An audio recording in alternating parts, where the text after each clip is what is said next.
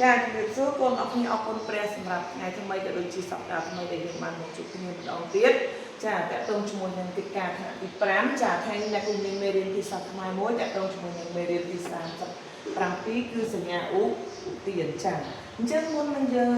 មកស្គាល់ពីសញ្ញាឧទាននិងប្រើប្រាស់សញ្ញាឧទានសូមកូនទាំងអស់គ្នាបានមកមើលយមន័យដែលគេបានប្រាប់យើងថាតើសញ្ញាឧទាននោះគឺជាសញ្ញាដូចតែចាអញ្ចឹងសញ្ញាឧទានសម្រាប់ដាក់ក្រោយពាក្យឃ្លាឬល្បះដើម្បីសម្គាល់ពាក្យឧទានដែលសម្ដែងអំពីការភ័យស្លន់តំអូនការបន្ទោសការស្ងើចសរសើរនិងកំហឹងចាអញ្ចឹងម្ដងទៀតនិយមន័យចាសញ្ញាឧទានសម្រាប់ដាក់ក្រោយពាក្យឃ្លាឬល្បះដើម្បីសម្គាល់ពាក្យឧទានដែលសម្ដែងអំពីការភ័យស្លន់តំអូនការបន្ទោសការស្ងើចសរសើរនិងកំហឹងចា៎ចឹងសូមកូនកលេចមកមើលឧទាហរណ៍របស់គ្រូដែលមាននៅលើនេះចាចំនួន5អញ្ចឹងក្នុងឧទាហរណ៍ទី1គេនិយាយថាយីលំបាកណាស់តាចាអញ្ចឹងកន្លែងនេះគេដាក់យីហើយគេដាក់សញ្ញាឧទានមួយគូឃើញទេចាយីលំបាកណាស់តាចាអញ្ចឹងក្នុងឧទាហរណ៍ទី1សញ្ញាឧទានសញ្ញាគឺជាឧទានសម្រាប់សម្គាល់សេចក្តីតំអូនចាអស់សំទោសជាសញ្ញាសម្គាល់សេចក្តីត្អូញត្អែចាឃើញទេយីលំបាកណាស់តាអញ្ចឹងមានន័យថាគាត់ត្អូញត្អែចាដល់ពេលនៅឧទាហរណ៍ទី2យីធ្វើអ្វីដូចនេះចាអញ្ចឹងយើងមើលនៅក្នុងឧទាហរណ៍ទី2គឺសម្គាល់ពាក្យស្ដីបន្ទោសចាដូចយើងនិយាយភាសាសាមញ្ញថាយីមិនក៏ធ្វើអញ្ចឹងមិនក៏ធ្វើទៅអញ្ចឹងឃើញទេដូចរបៀបយើងបន្ទោសអញ្ចឹងណាកូនចាអញ្ចឹងនៅ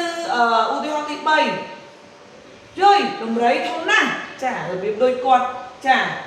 សម្គាល់ពីការភ័យស្លន់ណាដូចយើងឃើញអីមួយដែលយើងមើលទៅគួរឲ្យភ័យចាវាធំពេកដូចគាត់កលេចឃើញដំរីហ្នឹងវាធំចាអញ្ចឹង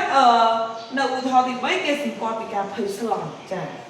ដល់ពេលឧទាហរណ៍ទី4អាយ៉ាទូរស័ព្ទនេះល្អណាស់អញ្ចឹងឧទាហរណ៍ទី4សម្គាល់ពីការស្ងើចសរសើរចាអញ្ចឹងមានន័យថាគាត់បានឃើញទូរស័ព្ទនឹងល្អប្រើអីចឹងទៅគាត់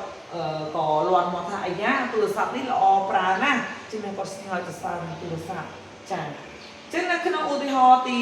5ចាយើងធ្វើខុសហើយនៅតែមិនដឹងខ្លួនចាអញ្ចឹងមានន័យថាកន្លែងឧទាហរណ៍ទី5នេះសម្គាល់ទៅលើកំហឹងអញ្ចឹងមានន័យថាយើងធ្វើខុសហើយនៅតែមិនដឹងខ្លួនចារបៀបយើងនិយាយភាសាសាមញ្ញថាដឹងតែខ្លួនឯងធ្វើអីខុសអត់ដូចរបៀបថាកំហឹងគាត់ទុះចេញមក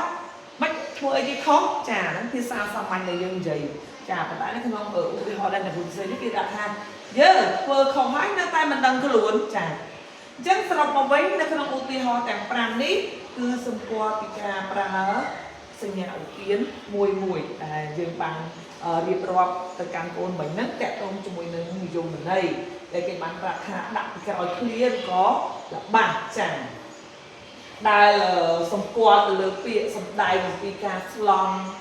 ភ័យស្លន់ត្អូញចាតំអូនឬក៏ការស្ដីបន្ទោសការស្ងើចសរសើរនិងកំហឹងអញ្ចឹងមានទាំង5នៅក្នុងនេះតែម្ដងចាហើយដែលខ្ញុំបានដាក់តាមឧទាហរណ៍ទី1ទី2ទី3ទី4ទី5ហ្នឹងគឺខ្ញុំបានដាក់ឲ្យហើយស្រេចហើយចាគឺសម្គាល់ពីសេចក្តីតំអូនត្អែហ្នឹងចាត្អូនត្អែសម្គាល់ពីការស្ដីបន្ទោសចាសម្គាល់ពីការភ័យស្លន់សម្គាល់ពីការស្ងើចសរសើរសម្គាល់ពីកំហឹងចាដែលមាននៅក្នុងឧទាហរណ៍ទាំង5នេះចាអញ្ចឹងគ្រូសង្ឃឹមថាពេលដែលកូនត្រឡប់ទៅផ្ទះវិញកូនអាចទៅចាបង្កើតល្បះដោយដាក់សញ្ញាឧទានដែលដោយដែលអ្នកគ្រូបានបង្កើតបង្ហាញកូនផងដែរចាហើយអ្នកគ្រូសង្ឃឹមថាកូនអរគ្នានឹងចេះប្រើប្រាស់សញ្ញាឧទានបានត្រឹមត្រូវទាំងអស់គ្នាផងដែរចាអញ្ចឹងសូមអរគុណជំរាបលាកូនអរគ្នា